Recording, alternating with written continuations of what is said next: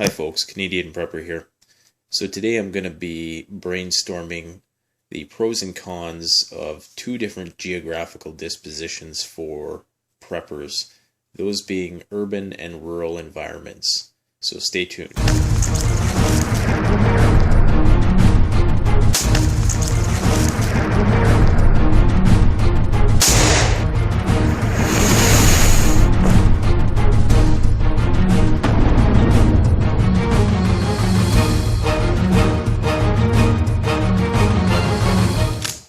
Remember that if you do enjoy the video, please click like, please comment and subscribe. It definitely helps me stay motivated to do more videos, and it certainly helps the channel grow and get more exposure, which is great.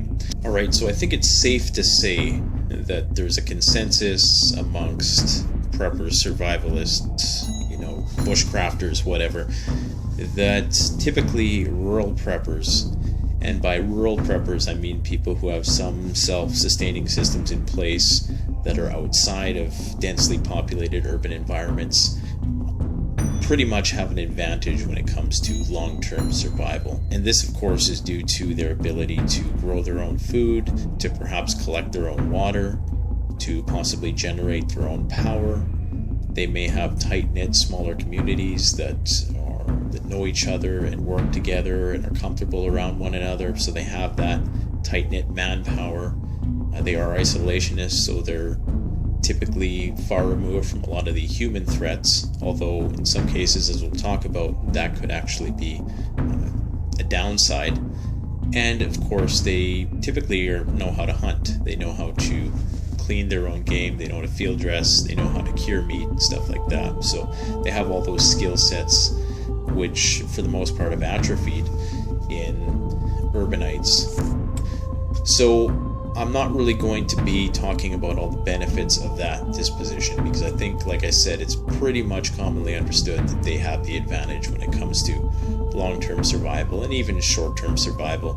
If we're talking about, wide-scale civil unrest within the cities where the security factor has been compromised, clearly it's going to be better to be far removed from that. So the bulk of this video is going to focus on what are the benefits of being in an urban environment, because typically I think a lot of preppers have this mentality that you need to get as far away from the city as possible, and in some cases I can understand that, but there are benefits to living within a city. Now, for the sake of this video, I'm going to be lumping bushcrafters, homesteaders, and quote-unquote survivalists under the category of rural, and I'm going to leave urban for pretty much everybody else. And you also have these hybrid communities which are not really based in an urban environment, so they aren't really urban preppers, but they're also not rural preppers.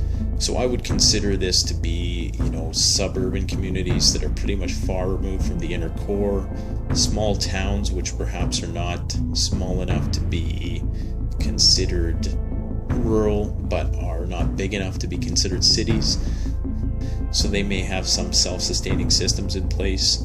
They may be sort of living on the fringes, they may have some self-reliance capability, but at the same time are by and large quite dependent on the grid for its life-sustaining functions. So when weighing the pros and cons of urban versus rural prepping, we need to consider a couple crucial things: the type of disaster, the length of the grid down situation, and the degree of rule of law that's in place. So with respect to the type of disasters, most man-made or aggravated disasters, so aggravated being things like pandemics, where it might not be the cause of the disaster, but it's exacerbated in places of high population density. Most of those things, it's probably going to be better to be outside of the city. So typically, conflict, financial instability, stuff like that, it's probably going to be better to be away from the urban environment in most instances. Now, for things like natural disasters, those could potentially affect both the rural and urban environments equally. So that would be earthquakes, tornadoes, tsunamis, volcanoes, EMPs, even, of course, electromagnetic pulse if we're talking solar flare or man-made. Typically, that's going to really have a big impact on the cities also. So Now, the length of grid down is another crucial thing. Obviously, you can only stay in the cities for so long. The only reason why cities exist is because of modern transport and modern agriculture. So, in a long-term situation, clearly the winner is going to be rural environments, because that's where everybody's going to have to eventually go to. Now, there is some exceptions to that, considering there are large swaths of land, typically within every city, be it schoolyards or parks, golf courses, things like that, where you could potentially have some level of agrarian lifestyle there, some horticulture going on, but by and large there's not enough there to support the vast amounts of people that currently reside there. And of course the rule of law, so that's going to have to be taken into consideration. So excessive rule of law in the cities, you're going to be under martial law, you're going to be basically under the iron fist in that situation. It might be better if you have some freedom in the rural environment, but of course eventually, if that rule of law is systemic enough, it's going to catch up to you at some point, and it might even be worse that you're in the outlying areas because they might have other roles and responsibilities for you. So getting into the pros of being an urban prepper then.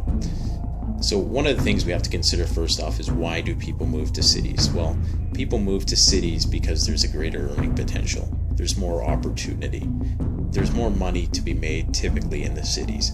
Yes, there are certain mines and ventures that are in remote places which people can make a lot of money from, but typically the majority of money in our society comes from human service jobs. It comes from manufacturing and stuff that happens within the city. So right then and there, having a higher earning potential then gives you the ability to have greater stockpiles if you are an urban prepper, because you have that higher earning potential. Regardless of how self-sufficient it might be to live on a homestead, the fact is you're going to make a lot more money on Wall Street than you're going to make milking cows. And you can also lose a lot more too, of course. We all know that, right? Of course, you probably get bailed out. Unfortunately, you don't get bailed out when your cow gets sick, but that's another story in and of itself. The number one thing I think, aside from that, is situational awareness. So there's a lot to be said for street smarts. A lot to be said for street smarts and people skills. Your ability to read people is going to be a huge asset in a post-collapse environment that's laden with deceit and dishonesty and con men. The ability to screen, assess, and analyze people is going to be a huge asset in a post-collapse environment. Other thing is resources. So although there's not a lot of renewable resources, there are a lot of non-renewable resources that are there for the immediate taking. And of course these things are not going to last that long. But a lot of people forget about the fact that there's been trillions of dollars in infrastructure poured into these cities to create these concrete monstrosities that we call metropolises over the last hundreds of years. So there's a lot of resources there, probably a lot of things that preppers haven't even considered having a utility for yet.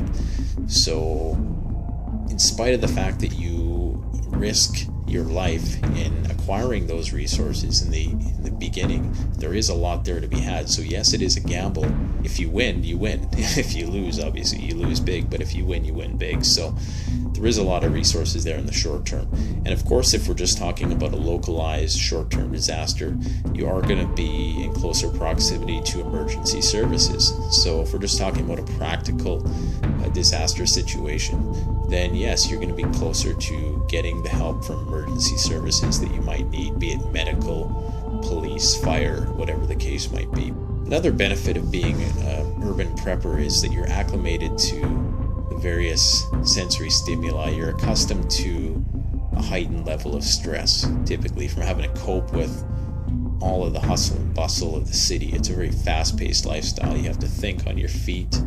You have to be cognizant of what's going on around you. It kind of goes back to that situational awareness thing. But I'm assuming your anxiety level is going to be a little bit lower, and that's just an assumption. That may not be the case. But if you were to take a person who's probably inherently introverted, who lives in a rural community, put them smack dab in the middle of Times Square, chances are they're going to have some small-scale panic attack, just because it's going to be such an overwhelming experience for them. It's going to be so new that it's going to be hard for them to process that. Now, there's also the altruistic factor that comes into play in the cities, which is basically to the effect that if you're in need of help, you're more likely to get it. Now, if you're out in the country somewhere and a gang rolls through and you're in this isolationist homestead, chances are you're going to be overrun and nobody's going to come to your help.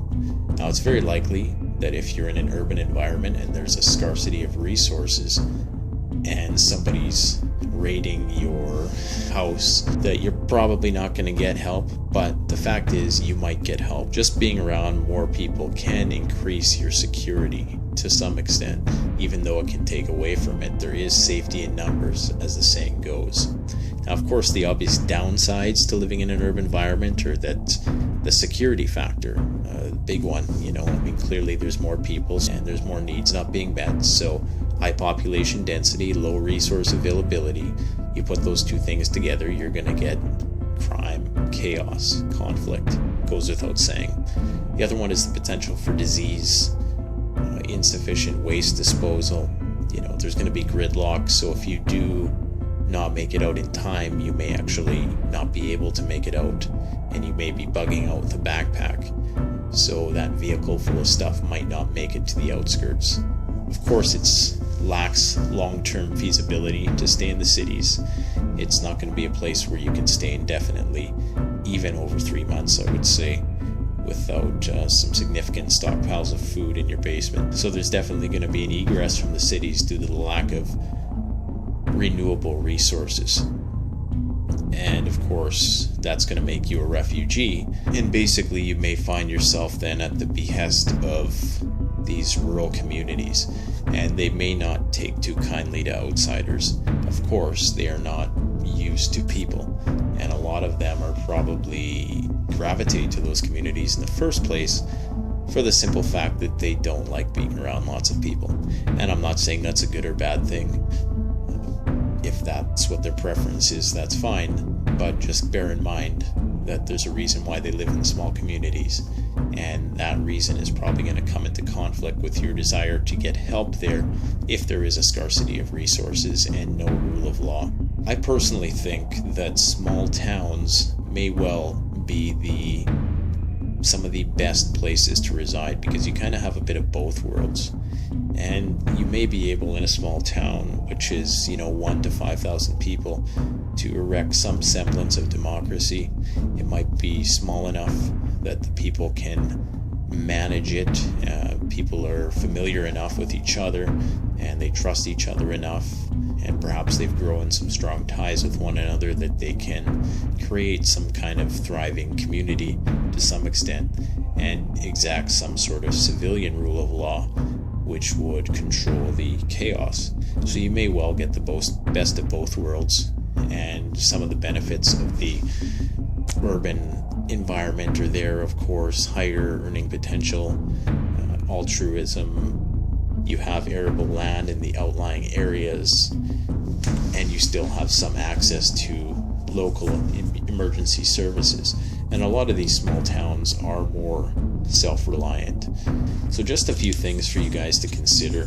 And I just wanted to say, the reason why I engage in this Apoca talk, it's because I do believe that brainstorming the various aspects of the post-collapse environment is actually going to increase your chances of surviving within it. So if something were to happen, heaven forbid something happens, but if it were to happen and it was on a massive scale, we would already sort of be desensitized to a lot of the goings on.